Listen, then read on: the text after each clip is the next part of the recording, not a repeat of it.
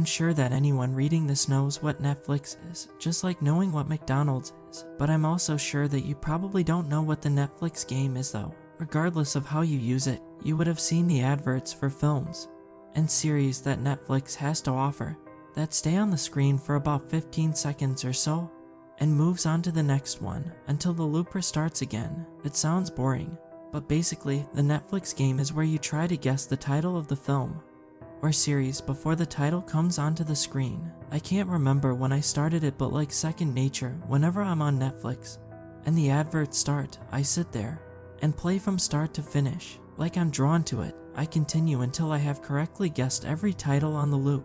I don't gain anything from it. I don't need to play it. It's just a fun little thing to do if I'm bored after watching Netflix, and it gives me personal satisfaction to know that my memory is good enough to remember multiple films and series. Of all my regrets in life, introducing my friends to this game is my biggest. 2 years ago, I hosted a house party with some friends, and due to some people being lightweights and others knowing their limits, it ended up being only 5 of us left. Me, Johnny, Steve, Jennifer, and Lauren. We had drinks and snacks, so Steve suggested watching a horror film, and after scrolling through, Steve settled upon a possession film. The film was good, but during it, I felt a noticeable chill in the air. It wasn't there before the film had started, but the rest of the audience didn't notice because they were snuggling up under the covers whispering and giggling. When it finished, the atmosphere was weird. Something was in the air, but I couldn't put my finger on it. Instead of watching another film, we sat there talking, and in the background, Netflix went into idle mode and the advert started. I'd only played the Netflix game by myself, as I felt too awkward to start saying the names of the titles in front of people, but after drinking, awkwardness went out of the window. I introduced the game to my friends, but I changed the rules slightly. If no one got it right or didn't say the right title in time, we moved on to the next title, but if someone got it right and in time, everyone else had to drink 4 fingers, and the winner was the one who had the most correct titles. Steve shot me a side-eyed glance that said, "Don't cock-block me, bro," and to voice his disapproval justifiably, he said, "Ew, don't you think it's a bit late now? We're tired, and we should get to bed." Teasing him, Jennifer nudged Lauren and said, "That's okay, Steve. Me and Lauren will stay and play. You and Johnny can go to bed by yourselves if you want to be babies." Taking the hint, Lauren laughed and said, "Yeah, guys, if you can't handle your drinks, then there's no point in playing. Are you scared of losing?" Jennifer and Lauren flashed devilish smiles at the guys, and it was almost as if their masculinity was being questioned. Steve pushed his shoulders back, making his broad chest more prominent, slightly flexed his biceps, and agreed to play. Before we started, I brought over enough drinks for us all. Everything was in place, the rules were reiterated, and then the game started. It turned out much better than I expected. We had a riotous time with titles being on the tip of our tongues, groans when someone got to it before we did, drunken slurring when we were trying to answer, and the laughter when someone got it hopelessly wrong. We had so much fun that we didn't notice that our goosepimples were raised. Subconsciously, under the drunkenness, my body somehow knew that something was wrong. At the end of it, I was the winner, and with the amount of alcohol in our systems, all we could do was sleep, to the chagrin of Steve and Johnny. The next day, we woke up at different times and went about our days. With the weekend and with our jobs, we quickly forgot about the Netflix game. A few days later, I'd finished watching a series, and when I came back into the front room after making something to eat, the adverts were on, so I started to play. The chill that I felt during the possession film had inexplicably found its way into my front room and took shelter on my body. Not thinking anything of it, I continued playing, but there were some things that were wrong. For example, in the advert for Friends, Rachel has always been in the middle, but now she was on the right-hand side at the end. Or in the advert for Stranger Things, the kids were shown from behind, but now they were shown from the front. There were so many other adverts where it had changed from what I remembered, but my brain rationalized it by telling me that the adverts couldn't stay the same, so someone in the back office of Netflix had made the changes, but my eyes told me something different. It didn't seem like a creative decision, and the reason why was because in all the changes, whether it was Seinfeld standing by the door instead of by the fridge, or the man in Bridgerton standing by himself without the lady next to him, etc., the characters were staring at me. Grinning. After noticing this, I let the adverts run and let them repeat just to check that what I was seeing wasn't my eyes playing tricks on me. After 2 rounds of seeing the adverts change, and the characters in various films and series grinning at me, I chalked it up to a long day at work and turned Netflix off. I shivered, even though I'd turned the heating up before I'd settled down, and as much as I tried, I couldn't shake this cold feeling off. It had nestled under my skin. Netflix weirded me out after that experience, so after I finished what I was watching, it was turned off, like a toy I used and discarded when I was done with it. I did it every time, but it was a struggle, because in the back of my mind I always wanted to check if the adverts were still being strange. After a few weeks of this battle of wills, I crumbled and let the adverts play. The first time I noticed the changes, it was subtle, but now it was obvious. They were waiting for me. Previously, the only change to the Friends advert was that Rachel had moved to the right whilst grinning, but now all the friends were staring at me with their wide smiles. The Stranger Things kids were staring and smiling at me. Seinfeld and his friends were staring and smiling at me, and the Bridgerton advert brought the lady back onto the screen, but she was also staring and smiling at me too. The grins had evolved into chilling smiles, like they were happy I'd came back to the adverts. I was just about to turn it off when the next advert surprised me. It was a woman cowering against a bed in fear, with a masked man standing over her with a knife, and another man was standing next to the cowering woman with a massive smile on his face. The woman was Jennifer. I was rooted to the spot, and if it wasn't because I was so used to checking the bottom left-hand corner of the screen to see the title, I would have missed it completely. It said, "A Knife Edge." I felt like I was frozen, and I completely zoned out. What the hell had I just seen? Jennifer was not an actress, nor had she done any recent photo shoots, so why had she just been on my screen moments ago? My whole body went tingly, and I sat there, waiting for the advert to roll around again. After what seemed like an eternity, the advert rolled around again, and it had changed significantly. Now, instead of the man standing over her, he was now kneeling over her, with his knife raised above her head like she was a sacrificial lamb, and the smiling man had his fingers over her eyelids, pulling them up, forcing her to see the end coming. I felt like I was welded to the sofa. This was utterly crazy. This couldn't be real. A rational thought crossed my mind, which was that my friends had gone behind my back to Netflix to prank me. They must have done. Even though I repeated it silently, I doubted myself.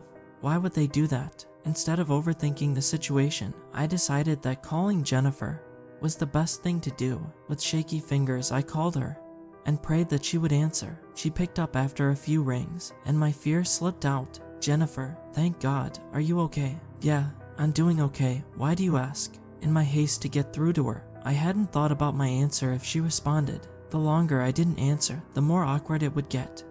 Well, basically, I was watch. I cut myself off, because as I was speaking I realized how stupid the whole thing was. I didn't know what was going on, but it wasn't real. Jennifer was okay. "Actually, don't worry. Where are you?" "I'm out at a pub. You should come down.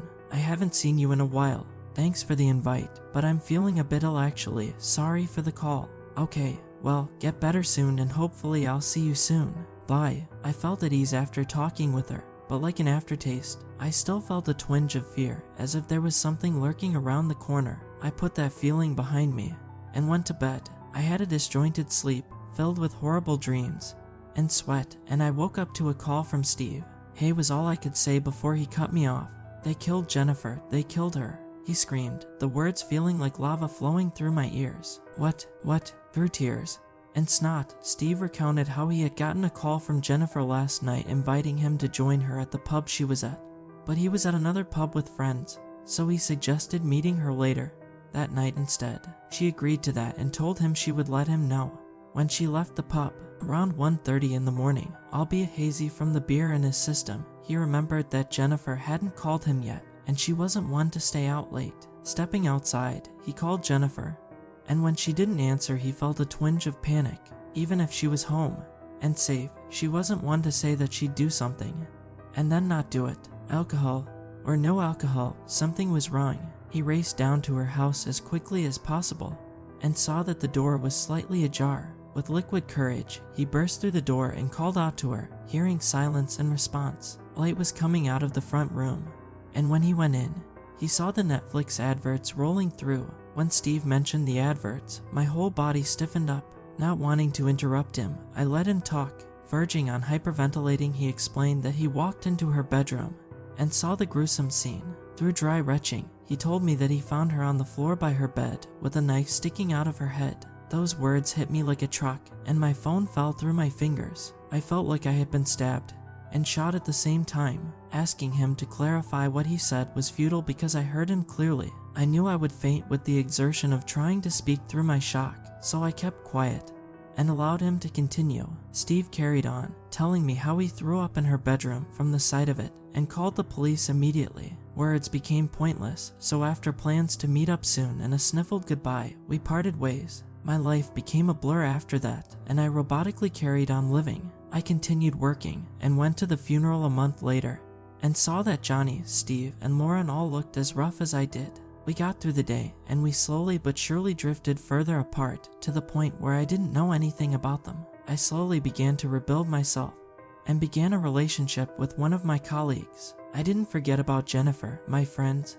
and Netflix, but I chose not to think about them, and that went well for about 6 months. With my new girlfriend, Sarah, I lied to her and told her that I didn't have a Netflix account and that I'd rather watch TV, and to her credit, there was no argument from her. That collapsed when she invited her sister and her husband over for dinner one night. When it was just me and Sarah, I could control my environment, but with outsiders it was impossible, especially with her sister Sophie, who seemed like the kind of person who got what she wanted.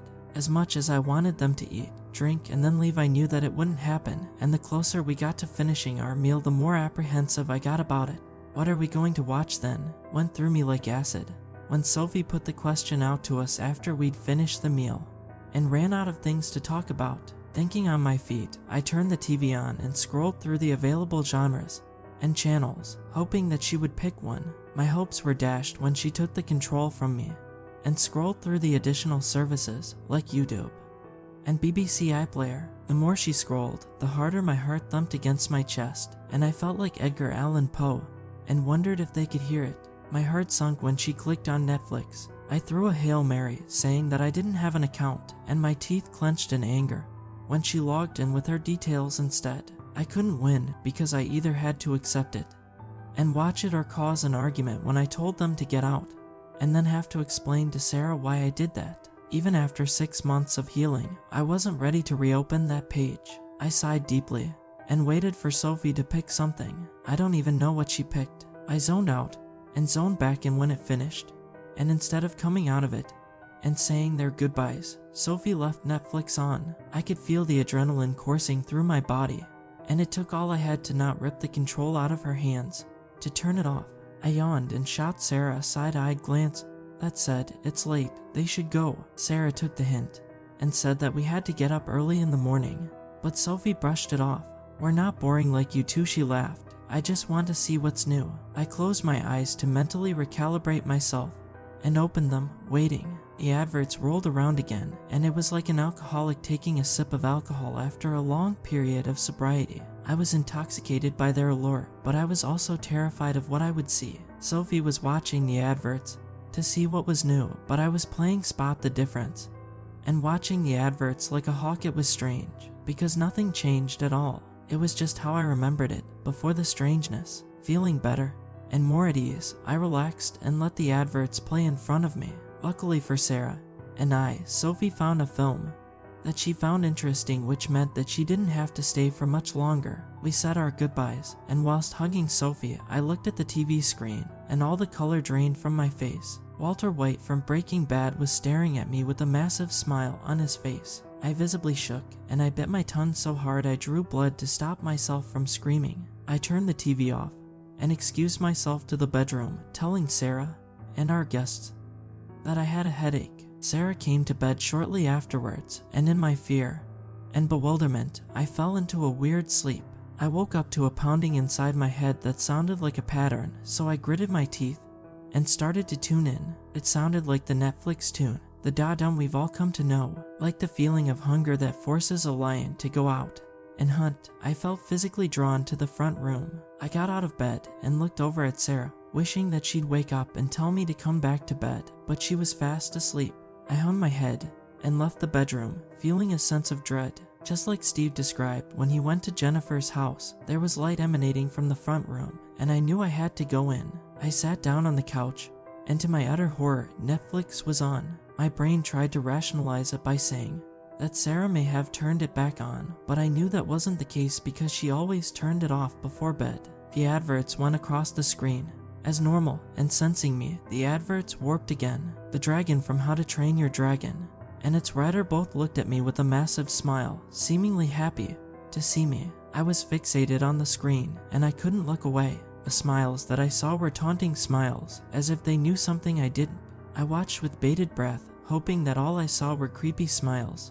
And then I saw more. In the next advert I saw, Johnny was stood on a chair, beaten up, with a noose around his neck, and the smiling man was standing in front of him with a smile that made my skin crawl. The masked man was standing at the side with his foot on the chair, and Hangman flashed up on the bottom corner of the screen.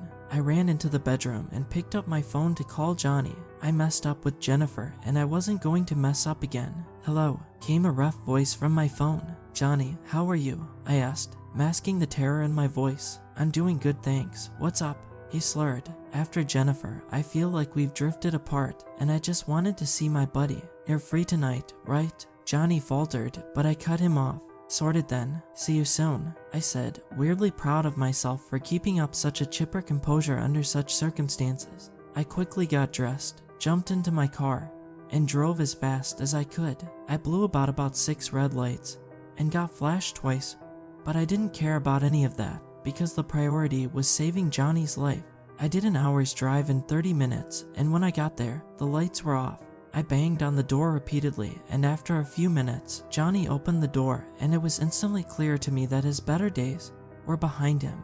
He looked ragged, from the bottle in his hand, the way that he leant against the door frame, and the smell that radiated from him. I could tell that he was drunk.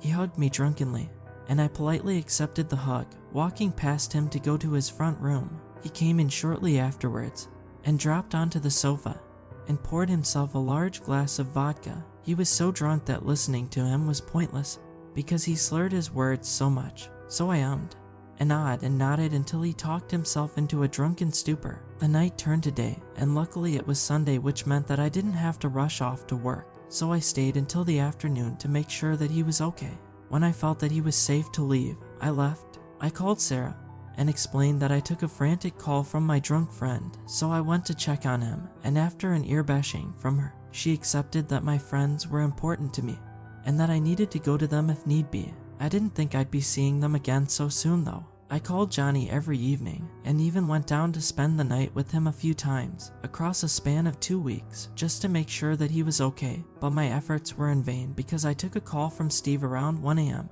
one morning. He wasn't wailing like he did when he called about Jennifer, but I could tell that he was more broken than he was since the last time we spoke.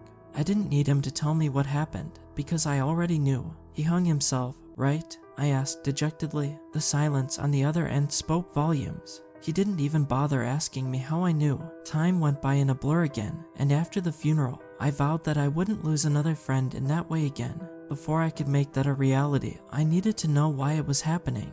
I racked my brain for ages, and even though I disputed it every single time, the only answer that I could rationalize was that we brought something into our world from the horror film we watched, and it infected the Netflix adverts. As crazy as it sounded, I knew that that was the reason why I had lost Jennifer and Johnny, and I needed to let my remaining friends know as soon as possible. I took a deep breath, then I called Steve and told him to meet me at our familiar bar, and I didn't take no for an answer, and then I did the same with Lauren. When we met up, they didn't look right. They'd become shadows of their former selves. What I needed to say to them couldn't have been said or understood sober, so after I got us some drinks, I took big gulps and braced myself for what I had to say to them. I told them everything from start to finish, and when I was finished, there was silence that greeted me. Steve and Lauren looked at each other and then looked at me, and with a quivering voice, Lauren asked, "What do we do?" Steve didn't shoot her a side-eyed glance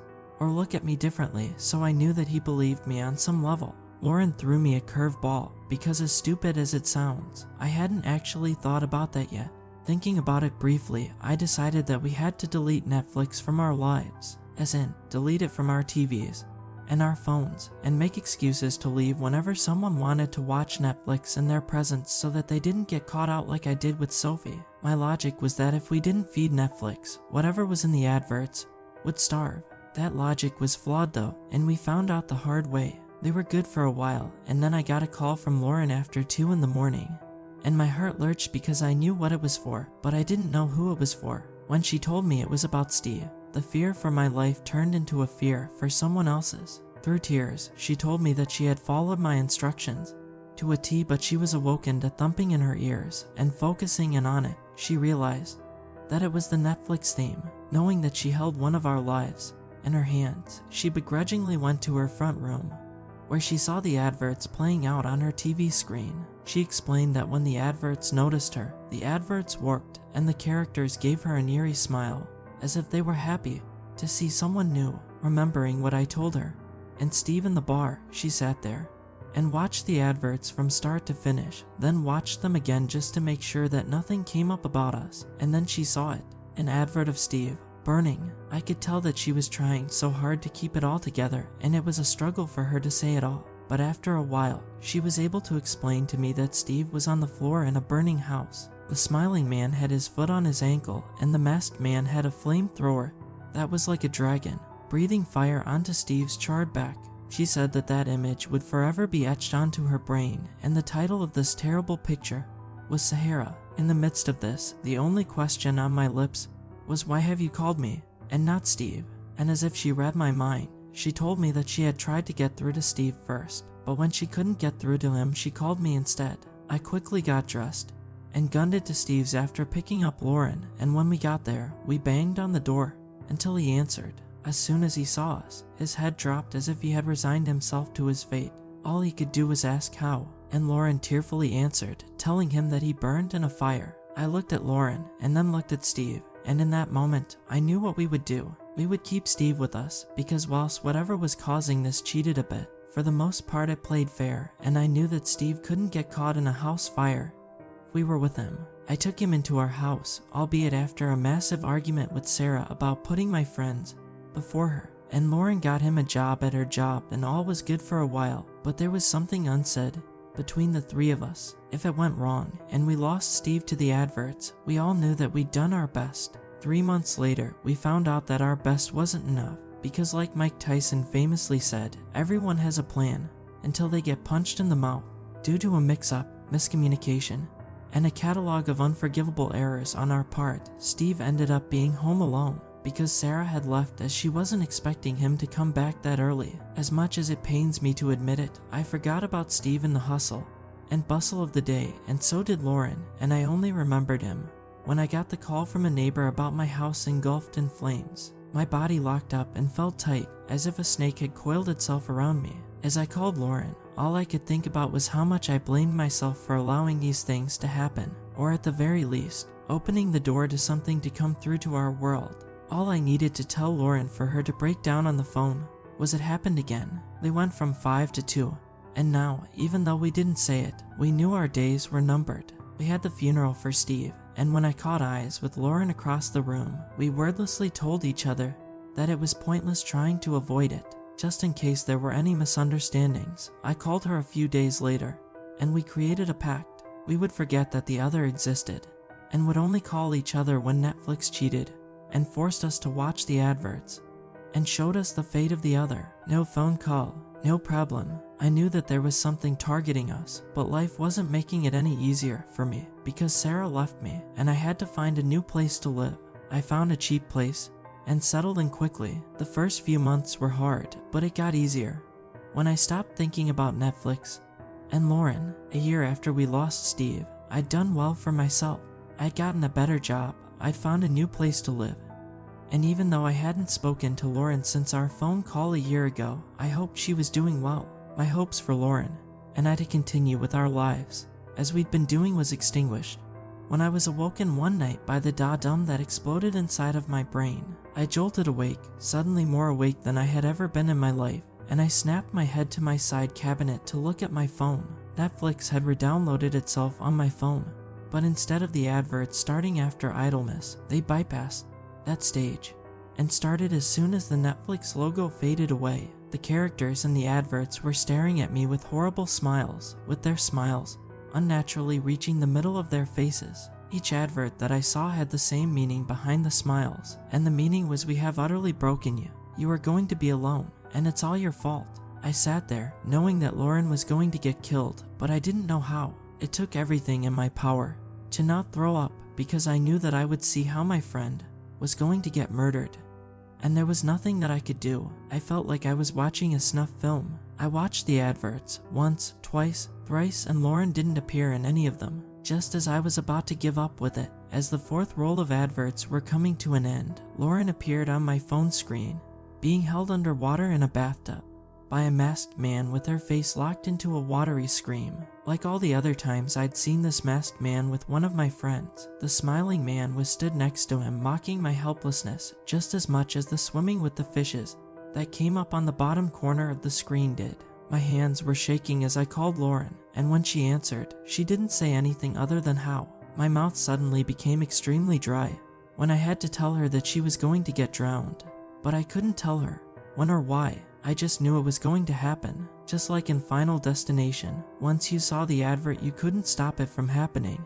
But unlike Final Destination, I couldn't save anyone. What happened next will never leave me. Maybe the gravity of the situation finally hit her, or maybe whatever was bubbling inside her spilled over, but she launched into a nasty and disgusting tirade at me, screaming and swearing at me. She sounded like a banshee, blaming me for Jennifer, Johnny, Steve, and her, and I couldn't answer because she was correct. I could hear the pain and the anguish in her voice, and it tore through me, searing my heart. There was someone who was absolutely broken on the phone to me, and I couldn't do anything about it. She hung up, and I feel ashamed to admit that I didn't call her back, nor go to her house to be with her, because it was futile. She was going to get drowned, and we'd both accepted that. Lauren was very professional, so when a couple of weeks later she didn't turn up for a week without saying anything to her boss nor answering her phone, he sent the police out to do a welfare check on her, and they found her in her bathtub. I only found out about the funeral on Facebook, because since I'd lost my 3 other friends before Lauren, there was no one around to tell me about it. In hindsight though, it was best that I didn't go, because if 4 people in a 5-person friendship group get murdered, it wouldn't have been too far-fetched to start pointing fingers at the remaining friend. Now that my friends had been killed, I was stuck in limbo, because on one hand, it may have been over, but on the other hand, I could still be next. Based on that logic, I decided to live my life to the full. I created a bucket list. I've been traveling, and I've just been enjoying myself, because the adverts could get me at any time. This all happened 2 years ago, and on the 2nd anniversary of the day that we played the game at the party, I felt that chill that I felt, but instead of it being a fleeting feeling, it was constant. It was like there was a large restaurant fridge that was open in the kitchen, and the cold air was wafting through to me, licking my skin with a barbed tongue. All this time, I kept on saying that I would accept it when the adverts came for me, but when it came down to it I got frightened and tried to turn my phone off so that Netflix couldn't re-download itself, but it wouldn't turn off. Without warning, the da-dum reverberated around my house as Netflix re-downloaded itself as quickly as the light would turn on when I flicked the light switch on. There I was, on my sofa, phone in hand, waiting to see my fate. In the midst of the fear I felt, I also felt a morbid sense of privilege, because unless you're terminally ill, how many people know when the end is, or how it comes about? It was almost anticlimactic, this gigantic part of my life being discovered by huddling over a screen. The advert started, and this time, it was very different. There were no identifying features on any of the characters. All I saw were eyeless, noseless, and earless faces with smiles that took up most of their faces that masked murderous tendencies. It was like something you'd see in a horror movie, but it wasn't a movie. It was my life, and it was happening right now. It seemed to be genuine happiness on the part of the characters, because they'd caught me. It took 2 years and 4 lives, but they finally had me where they wanted me, and they were going to take their opportunity. If it wasn't for the titles in the bottom corner, I wouldn't have known what the adverts were for, because of how warped they'd become with the smiling faces. Just like Lauren, I didn't see the advert I needed to see, and didn't see it on the 3rd roll, nor the 4th, nor the 9th. Whatever it was teasing me at the lowest point in my life. It was forcing me to rewatch these horrible adverts, adding to my despair like seasoning chicken. Then it happened. Like a lightning strike to my nervous system, I saw myself Since I was on my phone, I quickly took a screenshot of it. As much as I wanted to know, I also wanted to get into bed and cover myself and forget about all of this, but after losing my friends, I knew it was pointless to do that. I went to the bathroom and looked at myself in the mirror, and after psyching myself up, I got into bed and looked at the picture. What I saw finally broke me and completely severed the frayed links to normality I was fruitlessly clinging to. The title was Heads Will Roll, and I saw my head with my body on the ground between my friends, and the smiling man, Jennifer with a knife sticking out of her head, Johnny with a noose around his neck, Steve with a charred body and clothes, and Lauren, wet from head to toe with bruises around her neck, were standing there, smiling at me. These weren't gotcha smiles though. They were more loving, in a welcoming kind of way, like they were waiting for me to join them. The smiling man's smile was a gotcha smile though, as if he'd been biding his time until he found me. But the most frightening and shocking thing about it all was the other person. Instead of the masked man, it was me, holding a cleaver in one hand and my decapitated head in the other, with a massive smile on my face. All the wind was knocked out of me, like the Hulk had given me a gut punch. All this time, I thought that the masked man would show his face, but at the end, whatever it was couldn't even grant me that, and instead decided to be ungracious in victory and show my face instead of its own. It went deeper than that though. Even though I didn't directly murder them, I had killed them, because ultimately, I was the one who introduced the game to my friends. It was like that mirror in a zoo in Chicago that basically said, you're looking at the most dangerous animal in the world, which is man. As much as I wanted to blame Steve for picking the possession film, it wouldn't have been right or fair, nor would it have mattered. I was going to get decapitated by the cleaver in my kitchen, and it was impossible to stop.